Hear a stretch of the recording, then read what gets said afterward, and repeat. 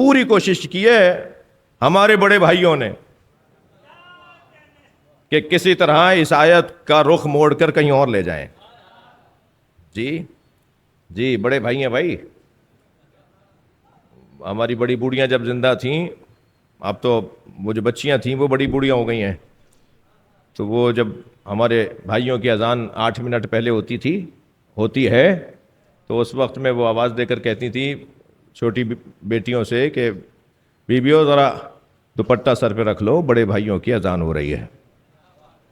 تو ہمیں تو گھر سے اتحاد کا پیغام ملتا ہے. ہمارے تو گھر کی بڑی بوڑھیاں اتحاد بین المسلمین کا پیغام دیتی ہیں نا. جی یہ ہمارے بڑے بھائی ہیں بھائی. اور یہ اور بات ہے کہ حضرت یوسف کو بھی بڑے بھائیوں نے ہی کنویں میں پھینکا تھا. یہ اور بات، مگر بڑے بھائی ہیں. یہ تو بات روشن ہے.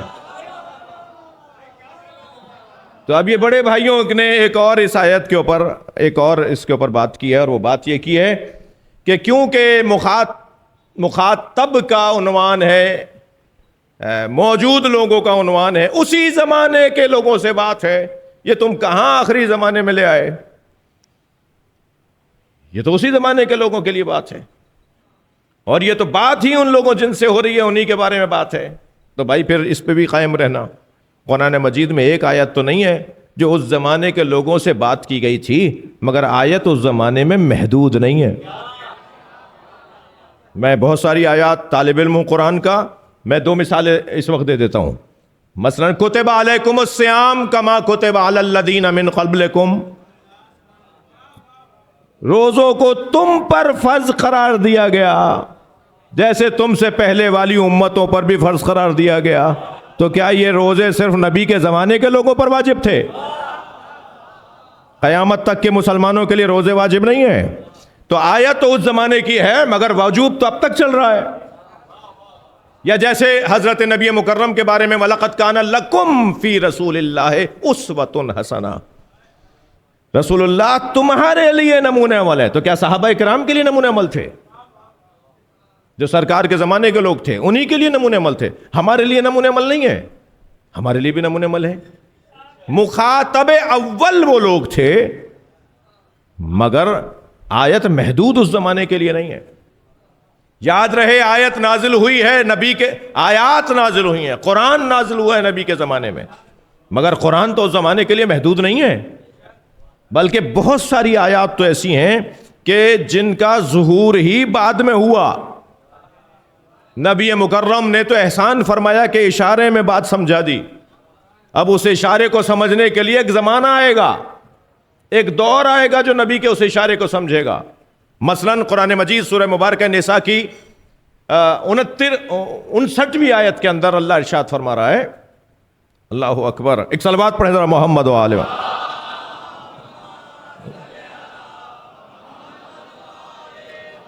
ایک اور بلند صلوات پڑھیں.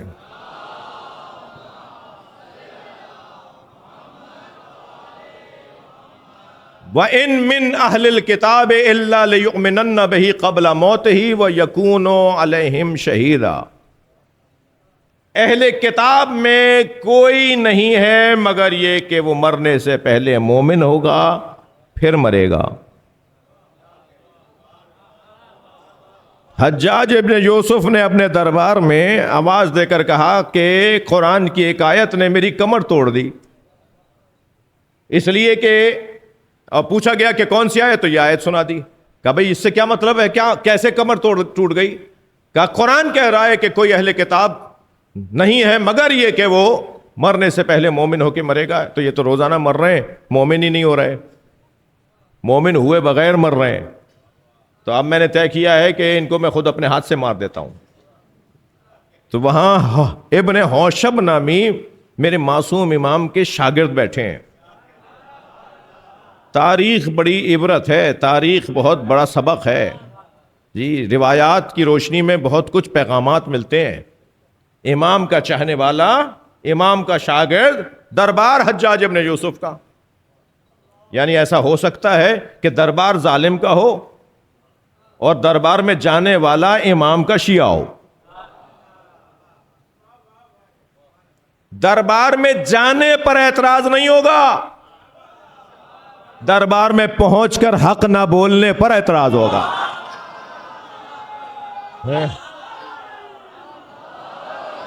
یہ کیا اعتراض ہے؟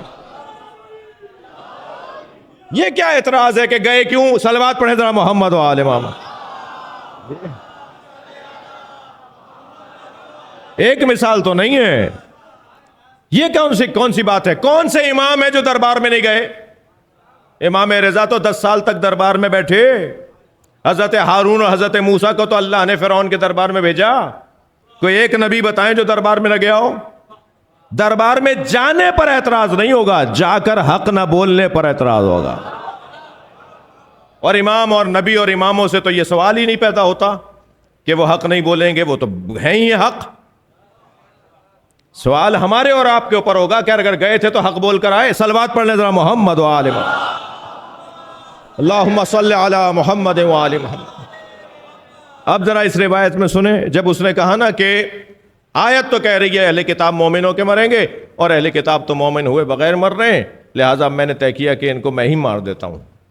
تو ابن حوشب نامی میرے 5ویں امام، امام محمد باقر، اللہم صلی علی، ان کے خاص شاگرد ہیں، ان کی آواز دربار میں بلند ہوئی، اور آواز یہ آئی کہ اگر جان کی امان ہو تو کچھ کہوں؟ تو کہا کہ میں نے امان دی۔ کہا حضور یہ آیت تو آخری زمانے کی آیت ہے، جب حضرت مہدی ظہور فرمائیں گے اور ان کے پیچھے حضرت عیسیٰ نماز پڑھیں گے، اور دنیا کا کوئی یہودی اور عیسائی رہے گا نہیں کہ جو مومن نہ ہو جائے۔ تب میں شیعوں کی ایک اور ذمہ داری بیان کر دوں۔ شیعوں کی اتنی سنگین ذمہ داری ہے کہ کل سب کو شیعہ ہونا ہے، لہذا آج کا شیعہ تیاری کرے، مہمان آنے والے، سب کو شیعہ ہونا ہے، سب کو آنا ہے اہل بیت کے دروازے پر۔ اور امام کے ظہور پر جب حضرت عیسیٰ ان کے پیچھے نماز پڑھیں گے تو حضرت عیسیٰ کی وجہ سے سارے عیسائی اور پھر سارے یہودی دنیا کے، یعنی اہل کتاب، ان من اہل الکتاب، کوئی اہل کتاب یعنی یہودی اور عیسائی، انجیل اور تورات کے ماننے والے، ٹھیک ہے، وہ سب کے سب لیومنن، وہ سب کے سب مومن ہو جائیں گے۔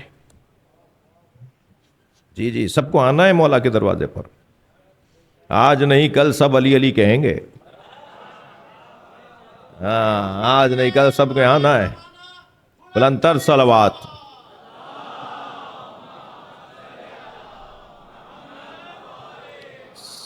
سب کو اس دروازے پر آنا ہے۔ یہ امام بارگاہ چھوٹے پڑھنا شروع ہو گئے نا، امام بارگاہ چھوٹے نہیں پڑھ رہے، علی والوں میں اضافہ ہو رہا ہے، اور ابھی اور اضافہ ہوگا، ابھی اور کام بڑھنے والا ہے اور تیزی سے بڑھنے والا ہے۔ زمین ولایت اہل بیت آمادہ ہو چکی ہے، تھوڑی سی میں اور آپ اپنی دانائی سے کاشتکاری شروع کریں گے۔ زمین آمادہ ہونا شروع ہو گئی ہے، لوگ ذہنی طور پہ تیار ہیں، صرف ایک ایک جملے پر کایا پلٹ رہی ہے، صرف ایک ایک جملے پر گاؤں کے گاؤں پلٹ رہے ہیں، ایک ایک جملے پر پورا مکتب کا مکتب تبدیل ہو رہا ہے۔ اس وقت سب سے زیادہ پریشانی ان سے ہے کہ جو میٹھے انداز میں، دھیمے لہجے میں، حکمت و دانائی سے اہل بیت کا پیغام پہنچا رہے ہیں، وہی سب سے زیادہ برے بھی لگ رہے ہیں کہ وہ کام کر رہے ہیں۔ تو جب یہ کہا نا ابن حوشب نے کہ وہ تو آخری زمانے میں جب حضرت مہدی ظہور فرمائیں گے، حضرت عیسیٰ ان کے پیچھے نماز پڑھیں گے تو ساری دنیا مسلمان ہو جائے گی، سب مومن ہو جائیں گے، تو خاموشی سے دیکھتا رہا ان کے چہرے کو اور کہنے لگا یہ بات کہاں سے لائے ہو؟ بات تو یہی ہے، اس آیت کا اس کے علاوہ کوئی حل ہی نہیں ہے، مگر یہ بات کہاں سے لائے ہو؟ تو پھر ابن حوشب نے کہا جان کی امان چاہیے، کہا میں نے امان دی، کہا یہ محمد باقر نے بتایا ہے، یہ امام محمد باقر نے بتایا ہے۔ صلوات پڑھ لیں مولا کی ذات پر، اللہم صل علی